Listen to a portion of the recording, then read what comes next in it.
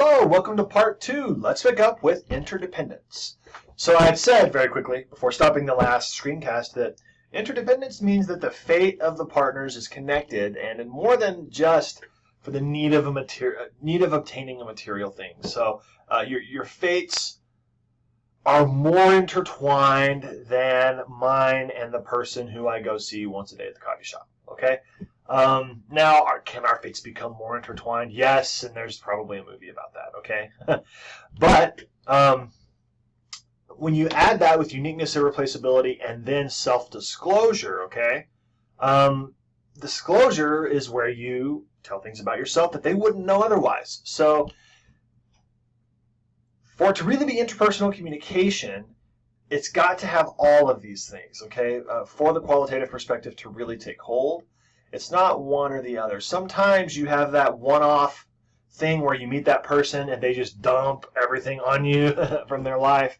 And you're like, wow, I know a lot about you. And I am so glad that our fates are not interconnected any more than this one conversation, right? So it's not just one of these. It's all of these that really make it rich. And the other thing then is that interpersonal communication implies, in most cases, an interpersonal relationship, okay? When I say interpersonal, that does not mean romantic. Romantic is one kind of interpersonal relationship, okay? But whatever the relationship, there have to be intrinsic rewards, okay? The rewards of partnership, of friendship, of sometimes it is material goods there. Sometimes, you're like me and my partner, and you both work, and that it is an intrinsic reward that we both bring home money, and there are things that we can afford that we would not be able to afford otherwise because there are two of us, okay, bringing in money. So these intrinsic rewards with self-disclosure, with interdependence, with irreplaceability, with uniqueness, this is the type of environment that sets up those messages being able to significantly impact us and the other. And that is interpersonal communication. Okay, I want to show you one more definition from outside. This is from a scholar named Julia Wood, and Julia Wood is sort of one of the rock star interpersonal communication scholars.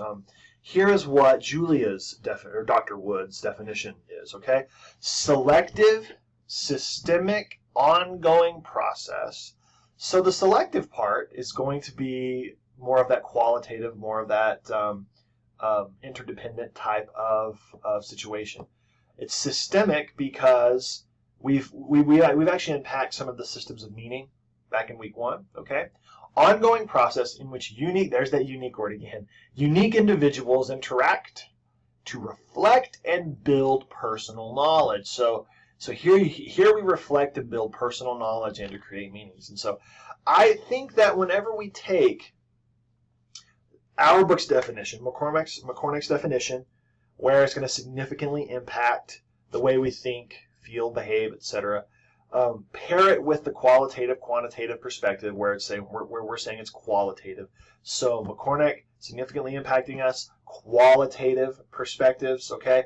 Buber's were in the realm of the I you to the I thou there. We've seen kind of what the qualitative perspective takes, and then you take Julia Wood's definition right here, and hopefully we can kind of get an idea of what we're studying here. We're not studying all the communication that happens in your life, okay? Now, will what we do apply to most of what you do? Yes. But what we're studying is the stuff that's really weighty and the stuff that matters. We are studying the type of communication that if it goes bad, you're going to have a bad day, a bad week, or a bad month. Does that make sense? Or if it goes good, your life's going to feel like things are sort of together. That's the type of communication we're dealing with this semester. Okay?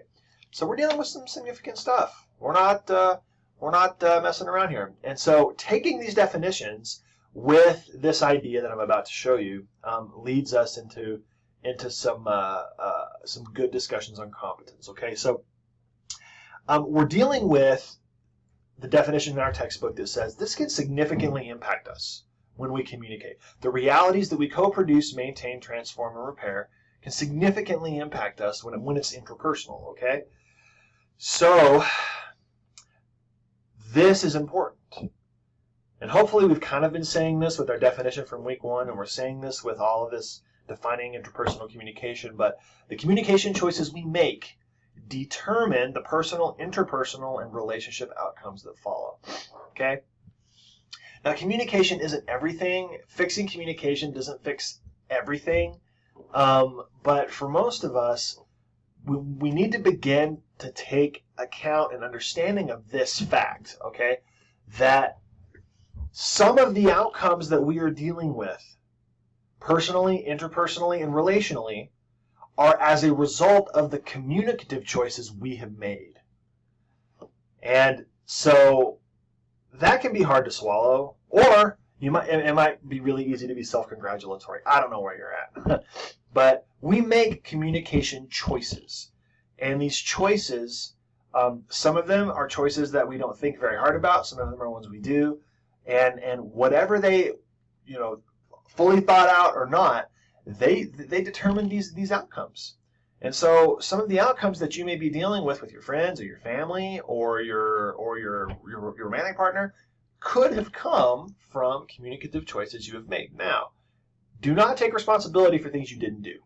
Okay? We're going to talk a lot about that as well. Like some of the stuff that happens in relationships, you're doing your best and the other person's refusing to, and you need to know the difference between what's my choice and an outcome that came from it, and what is something I'm dealing with, because I'm dealing with human beings, and human beings can be just crazy, and even the most normal of us can get angry and get depressed or melancholy or whatever, and you're not fully sure what you're dealing with in that moment. Okay, so I'm not saying that every single outcome, we can't say that, okay, but your communication does produce outcomes.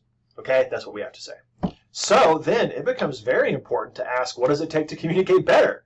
Like, I would like to make good choices and have good outcomes, right? I mean, I would anyway. So what does it take to communicate better? Well, you're in this class. Hopefully we can work on that. Okay? Well, this is a really good question, and it links to another important concept in Chapter 1, which is communication competence. Okay? So what does it take to communicate better? Well, here is a way to start. Okay? A way to start to answer that is to say, what does it take to communicate better? Well, consistently communicating in ways that are these 3 things. Now, every single 100 or 200 level communication textbook in whatever subject is going to have some sort of communication competence definition in it, pretty much. Not every single one, but pretty much. Like, communication competence is in interpersonal, it's in intercultural, it's in intrapersonal. I mean, it's everywhere. So, and it's always going to have appropriateness and effectiveness, by the way. Those 2 things show up pretty much across the board as well. Here's the deal. What does it take to communicate better? How can I make good choices to hopefully create better outcomes? Well, be as appropriate as possible. Have your communication follow accepted norms as much as possible. And this is the shortened version. I am expecting you to read the book, by the way. This week is Chapter 1. I'm expecting you to read the book. The book has more stuff in it than I can screencast, okay? So I'm picking high stuff, the high points from the text, and bringing in outside material to supplement while doing these screencasts. So make sure you're doing the reading. Make sure it's appropriate. Make sure it's effective, that your communication enables you to achieve your goals. Now, that sounds so silly to me. I always hate that when it comes to effectiveness, it's always like, communicate to set and achieve specific goals, or that your communication enables you to achieve your goals, because very rarely, that happens, but very rarely do I, before a communicative encounter, go, what are my goals in this encounter? I should write those down. I'm going to write my goals for this encounter down. I am passing one of my students in the hall, and I would like to say hello to them. The goal of this is to, number 1, make them feel like they belong here. Number 2, let them know that I know who they are. Number 3, whatever it is. But when you really think about it, we do have a goal that drives us. There is a motivating factor for the meaning that we are trying to make. There is something we want to achieve when we make the choice to communicate. And that's what this is getting at. This is not talking about some of the cheesy goal setting. Not that setting goals is not bad, by the way, I said goals, but but this idea that it's appropriate, it's effective, and then my favorite part is it's ethical. So think about this. Last week we talked about how when we communicate, we co-produce reality. So if the communication we take part in with others and ourselves produces reality, there is an inherent call to do it ethically. The meanings that we make are not meaningless. I mean, it's really kind of crazy when you think that we think that, I'm not hurting anybody. I'm not whatever, you know. But you are co-producing reality, and so because of the power that communication carries and the ways that it really can resonate, it can significantly impact the thoughts, emotions, and behaviors of others. So there is a call in that idea when you really start to take a look at it that your communication needs to be ethical. It needs to treat people fairly. Okay? It needs to take into account that they are a human being in need of everything that you're in need of, and maybe more, depending on who you're communicating with. I think this is just a really good way. So how do we make these choices to have better outcomes? How do we do it better?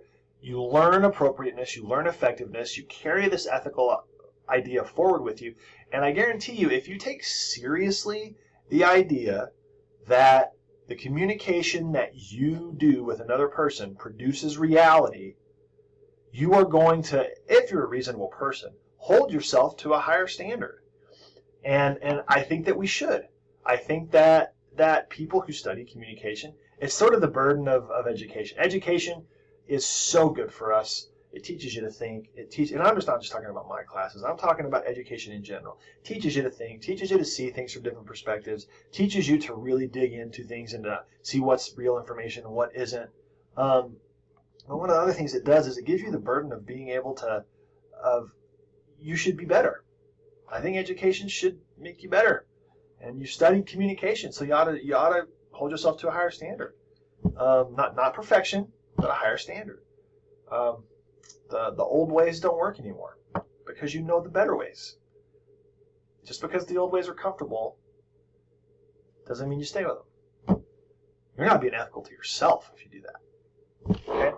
So consistently communicating in ways that are appropriate, effective, and ethical. So, okay, what do competent communicators do differently? What do people who actually try to do this well do differently? Well, first of all, they recognize the poor traits in themselves. Okay, so what are my strengths? What are my weaknesses? And what are the things that I need to understand about myself? So here's the thing: we all have weaknesses. We all have these poor communicative traits in ourselves. Don't totalize them to your entire being, okay?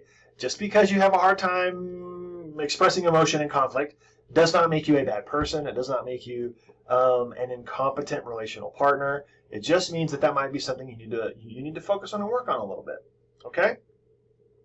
Be able to recognize the things in ourselves.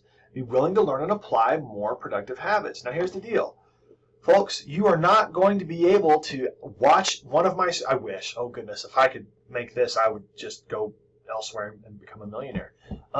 If watching one of my screencasts, you were able to get up and go, I'm better now, and walk out and completely be better, like, that would be great. But that's not how it works. You have to learn, and you have to apply more productive habits over the course of time. And it takes time. And actually, it takes practice. If you're that person who has a hard time expressing emotion in conflict, the only way that you're going to be able to do that is with some practice. And I'm not saying go get in conflict on purpose to practice. I'm saying that next time you're in that conflict with your romantic partner, say, okay, I'm going to really try to be better this time and try to take a step forward, you know? And that's the way to do it. Recognize what needs work and then work on it. Apply the knowledge from positive and negative encounters. You can learn a lot from good and bad encounters. Now, I find with my students, they tend to say that their negative encounters have taught them more. And in fact, pretty much across the board, before they take this class, my students will say, oh yeah, I had this really bad relationship. I'm never doing that again. Now I know and it's almost kind of like that one negative thing taught you everything. But really what you need to learn to do is to look at both. Look at the positive ones you have. What are they teaching you?